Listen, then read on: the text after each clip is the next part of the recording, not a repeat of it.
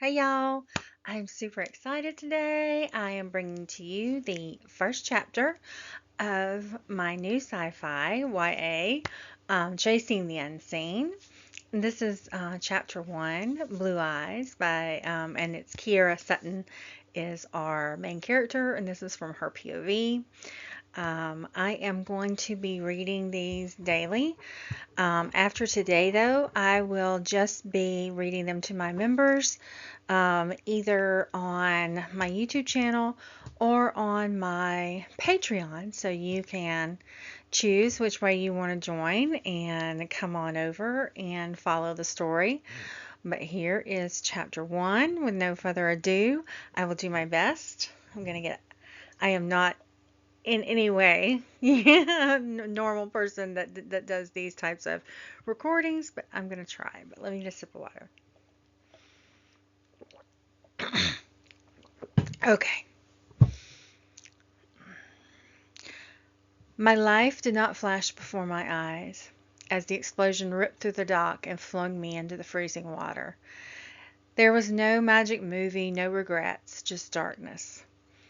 The cold wrapped around my chest and began dragging me down, but the water didn't have me. Fingers, too long, too strong, gripped my arms, pulling me up. I gasped, breaking in the cold air, but the world was fading. Then I saw them. Through the blur and the chaos, a pair of crystal clear, otherworldly blue eyes locked onto mine, and then I heard my sister's stern voice with one order: save her. That was 3 days ago, that horrible night. Now I'm in a behavioral health unit, and the quiet is suffocating me. The walls are sterile, and the faint scent of disinfectant is pressing in on me like a reminder of everything I've lost. They call my story a delusion, just trauma messing with my mind. They say the truth is that Kelsey's gone, and my parents are grieving for the daughter they think they lost. Meanwhile, I'm in mandatory observation, and my freedom depends on my ability to conform to a reality I no longer trust. In the quiet of the ward, memories are flooding back to me. That night, my Jeep was still busted and in the shop. My dad and stepmom were out of town and wouldn't be back until tomorrow, so they couldn't come get me either when my sister Kelsey didn't pick me up from my job at the burger barn after my shift. So I walked home in a snit after a friend gave me a partway ride to the lake house.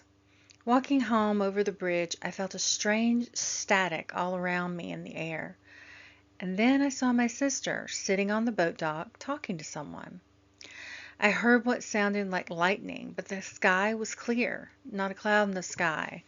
Then a cylinder of water appeared near the boat dock, and that's when I saw a giant creature with wings and fangs. "Kelsey!" I screamed. "Kiera, run! Get inside!" She instructed me, a commanding voice that was startled but unafraid. She didn't run from the creature. She charged it, holding a beam of light sword. "Over here! It's me you want!" she screamed, drawing the creature away from me and towards her and her companion. His shape somehow shifted, and someone else was also helping her.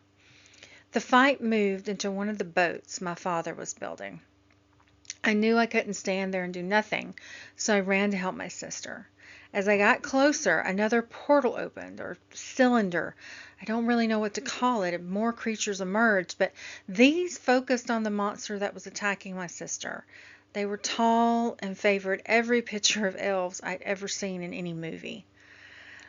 As the monstrous creature retreated into the glowing circle, but not before picking up one of Dad's gas tank cans and hurled it into the boat's motor. The deafening explosion that followed drowned out everything except my sister's final words. "Save her and get her out of here. I have to go after him. I have to stop him." She disappeared into the circle of light and water as I flew into the lake from the blast. My doctors and parents told me that the memory was a false one. Something I conjured up and watched as my sister died in what the police are calling an accident that's an open investigation. There had been an explosion, but they said Kelsey had driven one boat into another, setting off the tragedy.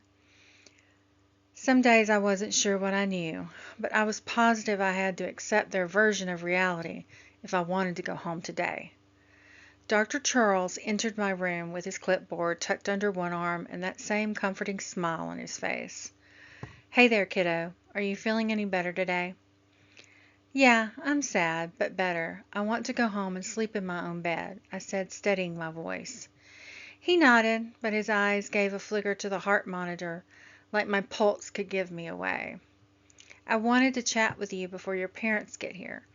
Have you remembered anything else about that night?" he asked. "If you mean my real memories, then no. I can't recall anything past Robin dropping me off at the road leading up to the bridge." He hesitated, tapping his pen on his clipboard. "I'm just asking because, well, the police will want to talk to you again. They're hoping you'll remember something new." My chest tightened, but I forced a shrug. "Nothing. But the more I think about it, the more I feel like it's a dream. Maybe that's all it was. The explosion knocked me out, and I imagined everything else while I was laying on the bank of the lake." I gave him the theory I knew my parents and he wanted to hear. Dr. Charles smiled, but something was distant in his eyes now, as if he wasn't entirely convinced. But he said, "Good, good, that'll help. So, are you still planning on going to college this fall?" "I think so. Now that Kelsey's gone, I need to find my new normal. And that might take me a while, but I'll get there." I smiled weakly, hoping he was buying what I was selling. Then my dad and stepmom came in. "How's my girl today?" my dad asked. "I feel much better, Dad. I'm sorry for causing you to worry."